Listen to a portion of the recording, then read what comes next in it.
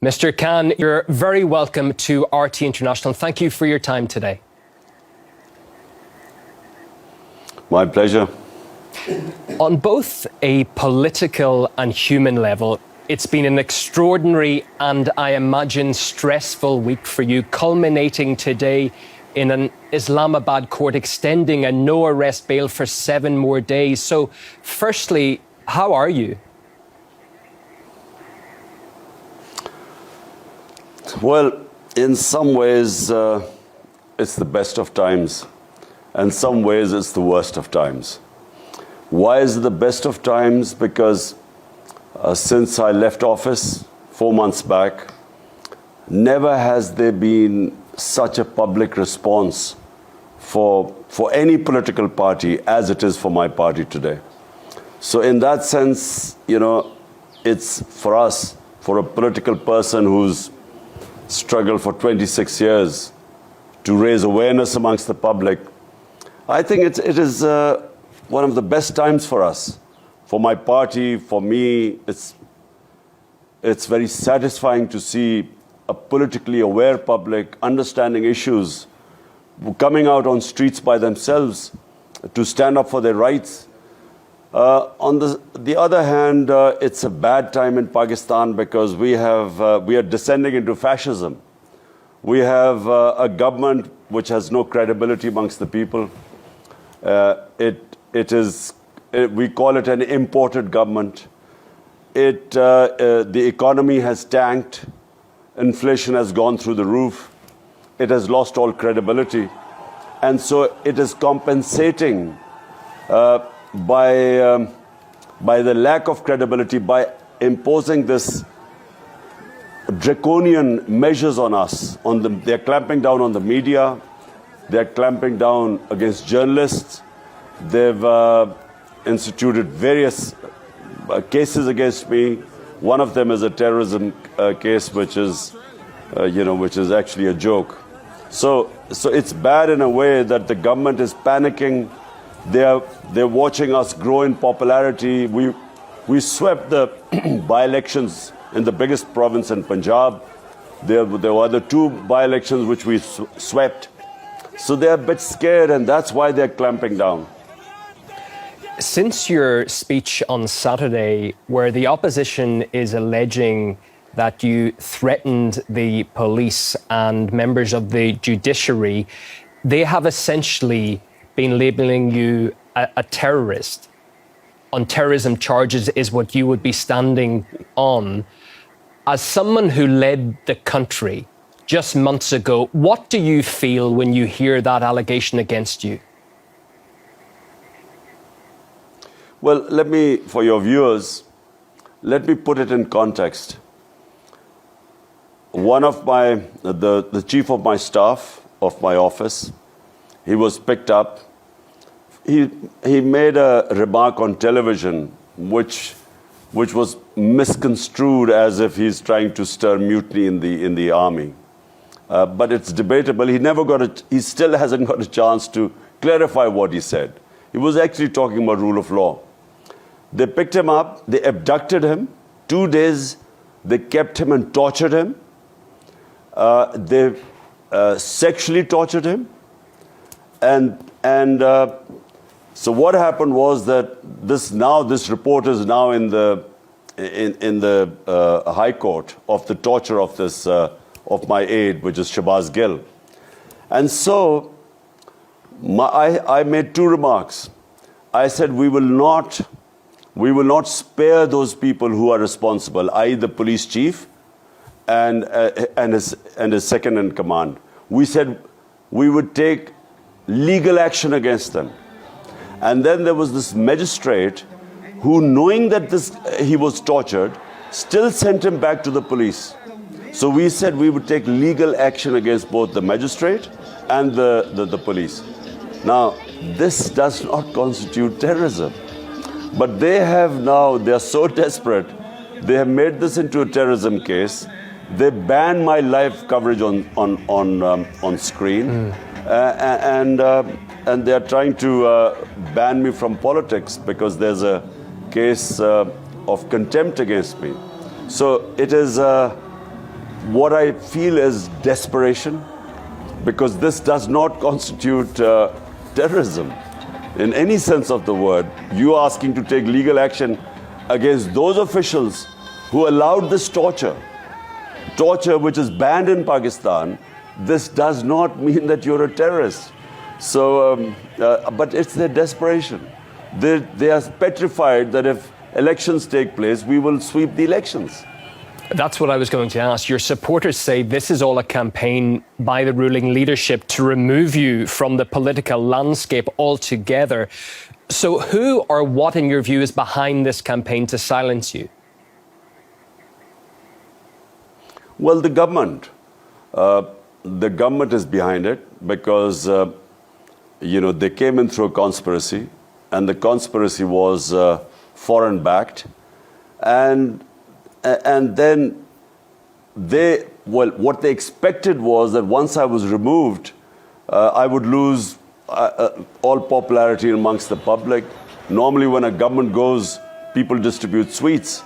So they expected that, this would just die down, my party would disappear, break up.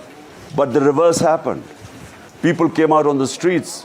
Millions of people came out on the streets when I was removed, protesting against this. It's never happened in Pakistan before, that a government goes and people come out in the streets to protest.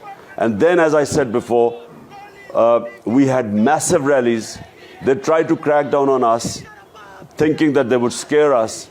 But the rallies increased. We, out of the 20 by-elections in Punjab, we swept 15. And then there were 2 other by-elections which we won. So this has scared them. They are now fearing that whenever the next elections are, which are the outside are in a year's time, they are petrified that when the elections take place, they will be wiped out. So that's why they're trying to take these measures. And it's really the government and its backers. They're all worried. Well, allow me to delve into some of the issues you've brought up. If we go back, Mr. Khan, to when you were ousted from power in the springtime, you've mentioned several times that certain documents exist that confirm foreign interference in your removal from power. Are you in any position to tell us what those documents may be? Well, there's a cipher, that conversation between the Pakistan ambassador in Washington and the Under Secretary of State of the US. There's a conversation between them where he threatens the Pakistani ambassador that unless I, Imran Khan, was removed as a prime minister in a no-confidence motion that still wasn't tabled as yet, that there would be consequences for Pakistan. And he cites the trip I took to Russia. He cites that as one of the reasons. So that cipher exists. I brought it in front of the cabinet. I presented it to the National Security Council because it was blatant interference from outside. Because after the cipher, the no-confidence motion was tabled against me. And then suddenly, members of my party started leaving, and our allies started abandoning us. And all triggered off after that. The US Embassy was meeting members of our political party who were the ones who jumped ship first. And this is a few months before this happened. So the President of Pakistan has sent that cipher to the Chief Justice of Pakistan. And he's asked him to conduct an inquiry into this foreign interference, into this regime change. The West has made many attempts to pressure Pakistan to change its neutrality on the Ukraine conflict. Why do you think that bothers them so much? Isn't one of the main pillars of Western democracy the right to determine a national path, so countries like Pakistan can make their own choices in their own national interests? Well, look, countries' foreign policy must be for the benefit of their own public. 220 million Pakistanis elected me. My priority had to be what is good for them. their benefit, their rights, their interests. That has to be my priority. And so when I took the trip to Russia, and this was all the stakeholders were on board, the idea was that we would improve our relationship with Russia, and we would, we have trading links with Russia. We want to improve the trading links. We had already, there was a pipeline, a gas pipeline was being planned 5-6 years back before I came to power. So we wanted to cement that contract, and then we wanted to buy cheaper oil from Russia, as well as wheat, because we have to buy about 2 million tons of wheat. There's a shortage in Pakistan. But more importantly, at this time, when the commodity super cycle was taking place, when the energy prices were sky high, we wanted to buy cheaper Russian oil like India. India is buying 30 to 40% discount rate oil from Russia. So we wanted to do the same, because 100 million Pakistanis are vulnerable. 50 million below the poverty line, 50 million just above the poverty line. So when the prices go up, when inflation bites in Western countries, they just have a drop in their standard of living. In our country, people go below the poverty line. They can't have 2 square meals a day. So my interest was the people of Pakistan. And obviously this didn't go down well. Well, just a couple more points on that. Western countries are trying to isolate Moscow and make it a pariah. But the outcomes, I would suggest, are pretty negative for everyone involved when you sanction a country like Russia. The energy crisis in Europe now proves the point. Is that fair towards Russia? And why does the West attempt to drag Pakistan into this? You see, the problem, developing countries like ours, the problems we face, the biggest problem is that Western countries expect their problems to become our problems. So this is basically a European problem. It's not Pakistan's problem. What are Pakistan's problems? The Western countries don't consider their own problems. So for instance, there is a conflict between Pakistan and India about Kashmir. Since 1948, there's a UN Security Council resolution which makes Kashmir a disputed territory between Pakistan and India. And the people of Kashmir, through a plebiscite, were supposed to decide whether they wanted to be with India or Pakistan. And in the last 30 years, 100,000 Kashmiris have died in this struggle for independence. So whenever we go to world forums or we talk to the Western country leaders, we talked about what's happening in Kashmir, human rights abuses. India has taken away the statehood of Kashmir in 2019 August, and unconstitutionally, illegally, yet no one responds to this. No one thinks of sanctioning India, no one thinks of condemning India. Yet when this is a European conflict, forget about the morality of the conflict. But the fact is, it is not Pakistan's conflict. Yet they want us to take a position on this and condemn Russia. My point is that condemning Russia, you have to have the luxury to condemn countries on moral issues. We don't have that luxury. Condemning countries can cost our people a lot. It can push people below the poverty line. Therefore, we want the luxury to be neutral. And that's what we want, I think, and that's what India did.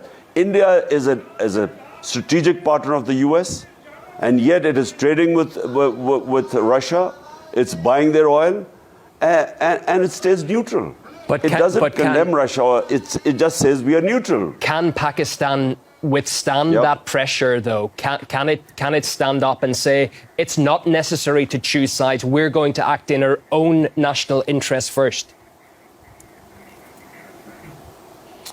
That's what every country should have the right to do. If you have 100 million people who are vulnerable, they should become your priority. And we should be able to tell a superpower like the United States that, look, we would like to take positions, but unfortunately, our situation does not allow us to take positions. So allow us the luxury to be neutral. You know, we became a partner, just for the RT viewers. We joined the US war on terror after 9/11. We became their partner. The total number of people who died in the Twin Towers, the tragic event, the terrorist attack that took place at Twin Towers, were less than 3,000. Pakistan, when it participated in the US war on terror, 80,000 Pakistanis were killed. Our country was devastated. 3.5 million people were internally displaced. We had over $100 billion lost to the economy. So Pakistan paid a huge price for participating in someone else's war.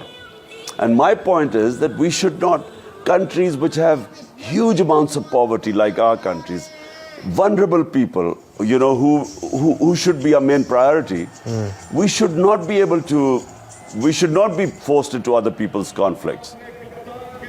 Just another aspect on this, if I may, is the blame on Russia, essentially, for all of the world's energy woes right now, a little too convenient, seeing as we've just come through 2 years of extreme COVID lockdowns. You, of course, saw that at first hand, being Pakistan Prime Minister during all that time. Sorry, what did you want me to ask? What was the question? Is the fact that the West is blaming Russia for all of the energy woes around the world right now, is that a little bit too convenient? You see, frankly, I don't believe resolving issues through conflicts. Although, you know, there are two sides of the argument in this, in the Ukraine-Russia conflict. When I met President Putin, he talked about security of Russia, which was his biggest issue, and that's why, you know, he gave all the reasons how he sent signals and warnings, and he had understandings with Western leaders about why it was important for Russia to have a zone which was demilitarized. And on the other hand, the Western view is very simple. They think that there's aggression. I have always inherently believed that military solutions are always counterproductive, because I always believe that you go into a conflict to resolve one issue, and then a military intervention leads to other issues. And so I've opposed basically the Iraq war. I opposed the war in Afghanistan, and I feel that, you know, it's not the way. But, you know, we want to stay out of it because there are 2 points of views: the one Russian point of view, and one is the European point of view. And so people like us, countries like us, should have the luxury of staying out of it. You have been criticized for being too close to Russia and President Putin. How is your relationship now with Vladimir Putin? Well, I've only met President Putin twice. Once was at a conference in Bishkek, and the second time was this meeting. I didn't realize that when we would reach there, and the next morning when I was going to have my meeting with him, there would be this invasion in Ukraine. I didn't expect it. So, you know, I had a long chat with President Putin. My main interest is really our Pakistan relationship with Russia, because in the future, Pakistan can gain a lot from this relationship. And I repeat, we have our energy needs, gas. Secondly, oil from Russia. And then thirdly is wheat. Pakistan is a country of 220 million people, growing fast. And we have this shortage of wheat, which is, you know, as you know, is essential for basic staple diet of our population. So, yeah, my whole idea was cementing our relationship in these terms, in trading terms, mutually beneficial for both. Okay, if we can return to your situation now, sir, if you stand trial in the High Court next week and are convicted, you would be disqualified for life from politics, as no convicted person can run for office. But is going to court something you will have to do at some stage if you want to become Prime Minister again? Look, I don't know how the court is going to do this.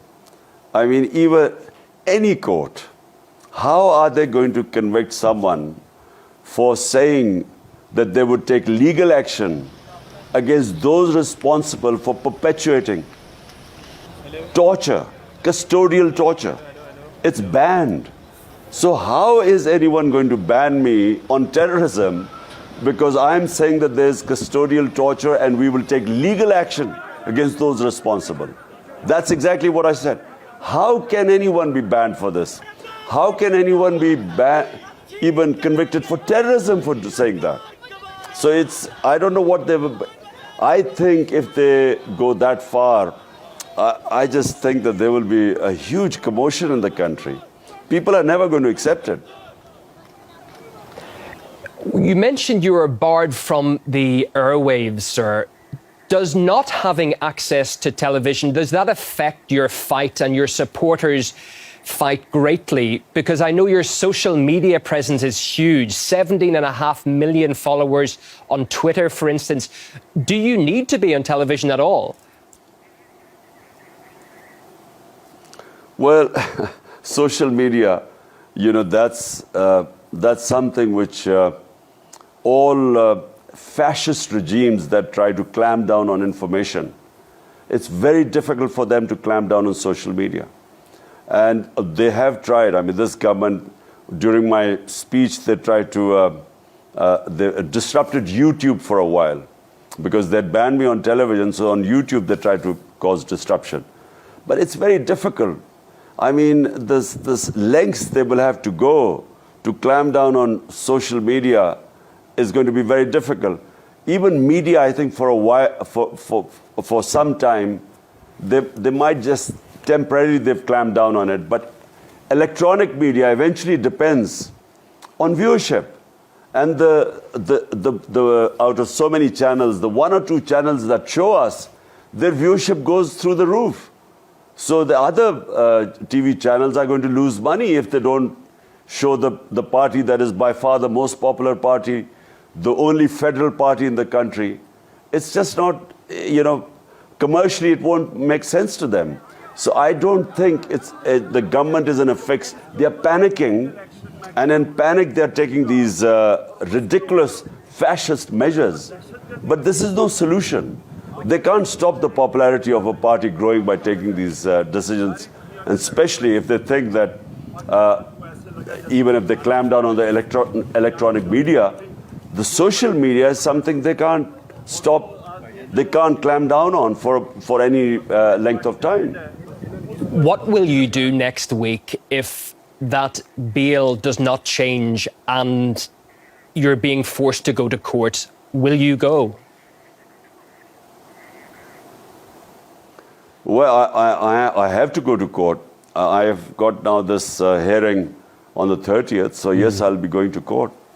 Look, all my life, let me just say, all my life, I have always stayed within the law. In politics, I've been for 26 years. I have always, all my protests, everything have between the limits of the law and limits of the Constitution. Because I am a constitutionalist. I'm a Democrat. And I don't believe that, you should go outside the Constitution, because then you open up a Pandora's box. And so what they're doing right now is trying to corner me in this case. They will find it very difficult because the people of this country have known me for 50 years. I mean, before I joined politics, I was one of the top sports stars in this country for 2 decades. So they know me for a long time. So it's not going to be very easy for them just to ban me. It's, people won't accept it. You've called the whole process leading Pakistan into, it looks like a banana republic from the outside. What did you mean by that?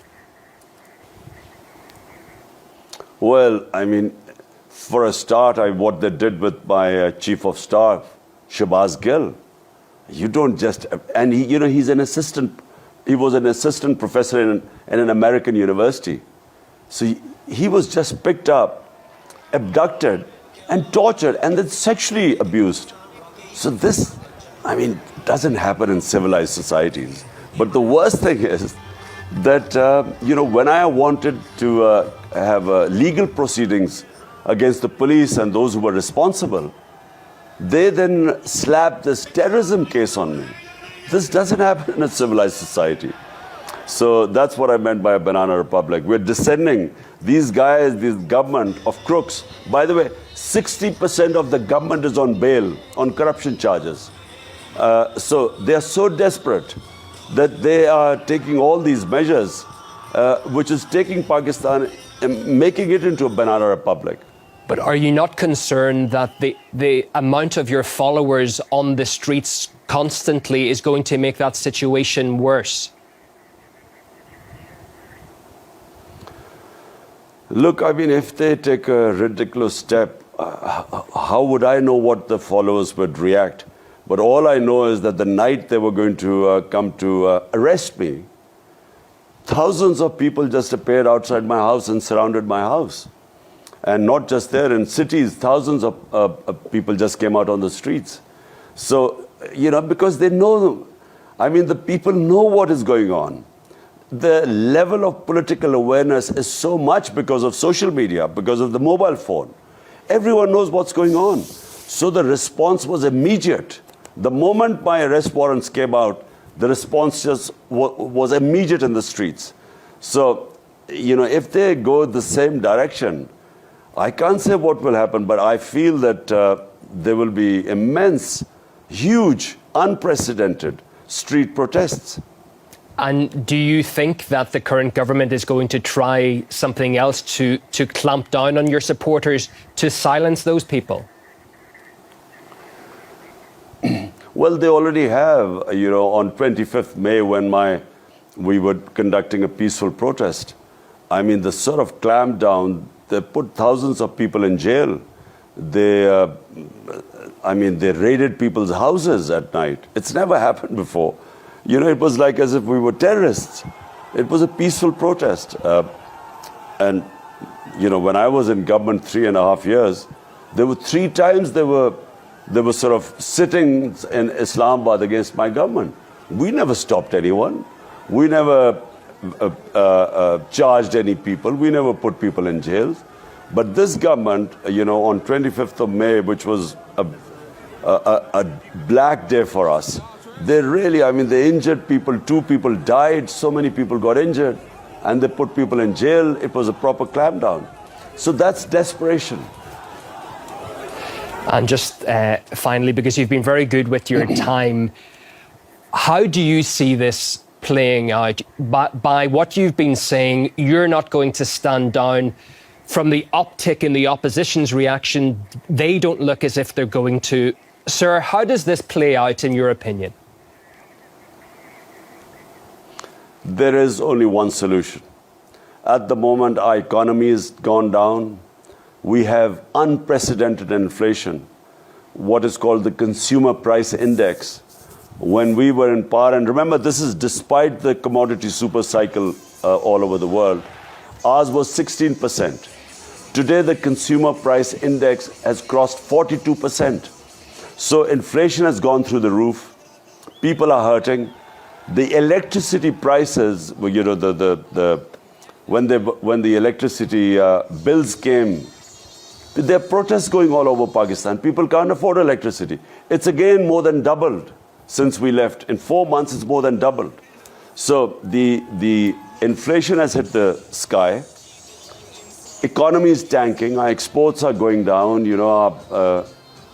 There's unemployment now because the industries are closing because of these heavy costs and unpredictability. So the only solution where Pakistan is today are free and fair elections. Nothing else is going to resolve this problem. There's political instability in Pakistan, which means that the economy won't stabilize. Economic stability depends on political stability. And right now, our economy is tanking. There's no one knows what's going to happen in the 1 month, 2 months from now. Okay. And so the only solution, as I repeat, is only solution to get political stability are free and fair elections. Well, we thank you greatly for coming on RT International and sharing your views with us today. Imran Khan, former Prime Minister of Pakistan, thank you for your time and your thoughts. Thank you.